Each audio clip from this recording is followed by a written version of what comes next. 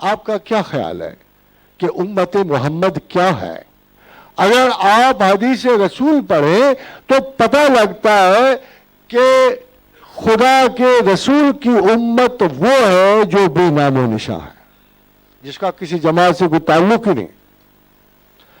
پہلے تو اللہ نے قرآن حکیم میں پروفٹ کو وارن کیا، اور وارن کر کے یہ کہا کہ اے پیغمبر تو ان لوگوں میں نہیں ہے جو علیحدہ گروہ بناتے ہیں، شناخت بناتے ہیں، جو دین میں فرق کرتے ہیں۔ ان الذین فرقوا دینہم وکانوا شیعا، جن لوگوں نے اپنے اپنے دین میں فرق کیا اور گروہ بن گئے، لست منہم فی شیء، اے پیغمبر تو ان میں سے نہیں ہے۔ ایک تو چھٹی ہوئی کہ پیغمبر کسی گروہی عبادات کے مسلک میں نہیں ہے۔ پیغمبر جنرل ہے، عمومی ہے، آفاقی ہے، کائناتی ہے، ہر بندے کا ہے، ہر عورت کا ہے، ہر مرد کا ہے۔ پیغمبر کسی گروہ کا نہیں ہے۔ پیغمبر جملہ مسلمین کا ہے، مسلمات کا ہے۔ دیکھیے اللہ کے رسول کیا فرماتے۔ ایک شخص نے کہا یا رسول اللہ مجھے کو وظیفہ دیجئے میرا مال و منال کرنا۔ فرمایا یہ پڑھا کر اللہم صلی علی محمد وعلی المومنین والمومنات والمسلمین والمسلمات، یعنی مومنین و مومنات اور مسلمین و مسلمات کا پیغمبر ہے، وہ مخصوص ٹائز کا پیغمبر نہیں ہے۔ یہ واحد علامت ہے قرآن حکیم میں جو ہمیں وارن کرتی ہے کہ اگر تم نے قبروں تک پہنچنا ہے تو ٹیگ لگا کے نہ پہنچنا، کوشش کرنا کہ تم مسلمان ہو کے پہنچو۔ تمہارا واحد تشخص مسلمان ہونے کا تشخص۔ حضور گرامی مرتبہ نے فرمایا، ایک دفعہ ویسے حضور استعارت تھے، صحیحین کی حدیث ہے، تو ہمارا زمانہ آخر میں بنو افرا کی حکومت ہوگی،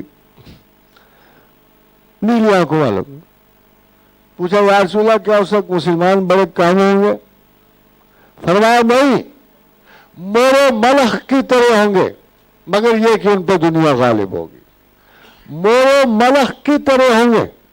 خواتین و حضرات، یہ ہم ہیں، یہ آپ ہیں جو مورے ملخ کی طرح ہیں، جو گروہوں میں قید نہیں ہیں، جو چھوٹے چھوٹے گروپس نہیں ہیں۔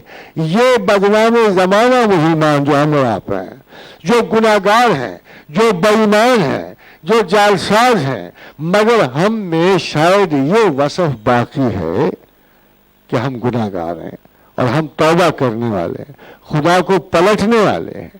اگر کسی وقت بھی اسلام میں کوئی بڑی تبدیلی آئی تو کسی مذہبی جماعت کی طرف سے نہیں آئے گی، یہ ان لوگوں کی طرف سے آئے گی۔ وہ لوگ جو ڈائریکشن ڈھونڈ رہے ہیں، وہ لوگ کہ جو ارد گرد کے ان مذہبی کلیساؤں سے تنگ ہیں، جو مختلف مسالک سے تنگ ہیں، جو بڑے سادہ دل کے ساتھ محبت رسول کو اپنے سینوں میں نہا رکھتے ہیں، اور یہی وہ لوگ ہیں جو تقدیر اسلام کو بدلنے کا باعث بنیں گے۔ یہی وہ لوگ ہیں، یہ 15 کروڑ ہیں پاکستان، 12 کروڑ ہیں بنگلہ دیش میں، 18 کروڑ ہیں یہ انڈونیشیا میں۔ یہی وہ لوگ ہیں جو زمین و آسمان کو بدلیں گے، مگر ان کو کوئی فوجی عامر نہیں بدل سکتا، ان کو کوئی پولیٹیکل سسٹم نہیں بدل سکتا۔ امت مسلمہ کی بنیادی تبدیلی انسٹیٹیوشن سے نہیں آتی، ہمیشہ استادوں سے آتی۔ یہ ایک واحد امت ہے کہ جو استادوں کی وجہ سے بدلتی ہے، یہ جادوگروں کی وجہ سے نہیں بدلتی، یہ علم کی وجہ سے بدلتی ہے۔ ترے امتیاز امت محمدیہ علم ہے، اور یہ علم جب تک ان کو نہ دیا جائے گا، جب تک ان کو ان کی شناخت نہ دی جائے گی، جب تک ان کو یہ نہ بتایا جائے گا بقول اقبال کے سبق پھر پڑھ عدالت کا، صداقت کا، شجاعت کا، لیے جائے گا تجھ سے کام قوموں کی امامت کا. مسلمان کو مگر امت مسلمہ کو دیا، کسی گروہ کو نہیں دیا. تو اقبال جب اپنی زندگی کے انجام تک انہوں نے دو بڑے خوبصورت رباعیات، لوگ کہتے ہیں کہ وہ فلاں مہدی کو نہیں جانتے تھے یا وہ عیسیٰ کے آنے کے قائل نہیں تھے، مگر جو میں اشعار آپ کو سنا رہا ہوں یہ ان کے آخری ہیں. اور اس میں وہ بڑی خوبصورت بات کہتے ہیں، وہ اپنے احساس کو اجاگر کر کہ سرود رفتہ باز آیت نہایت، سرود رفتہ باز آیت نہایت، نسیم از حجاز آیت نہایت.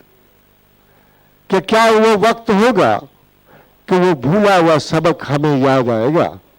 کیا وہ وقت ہوگا کہ وہ پرانا سرود ہمارے ذہنوں کو پھر مسرور کرے گا؟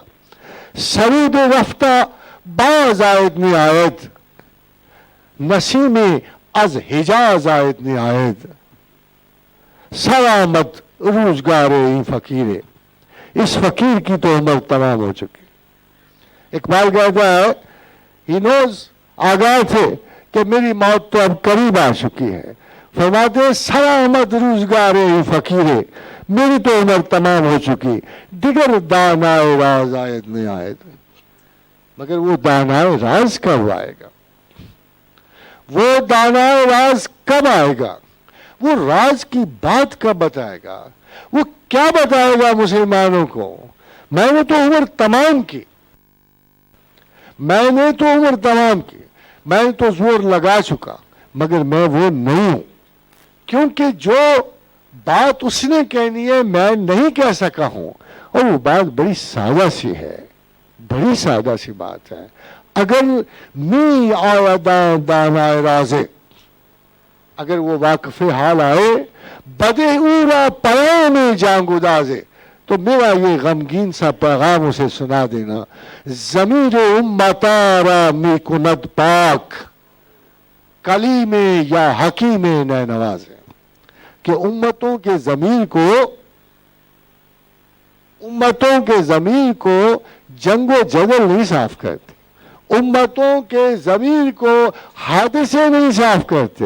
امتوں کے ضمیر کو یا کوئی کلیم بدلتا ہے یا کوئی اچھے سر والا حکیم بدلتا ہے، اچھی بات کہنے والا دانشور بدلتا ہے، اچھی بات کہنے والا مفکر جو ہے قوموں کے ضمیر کو بدل دیتا.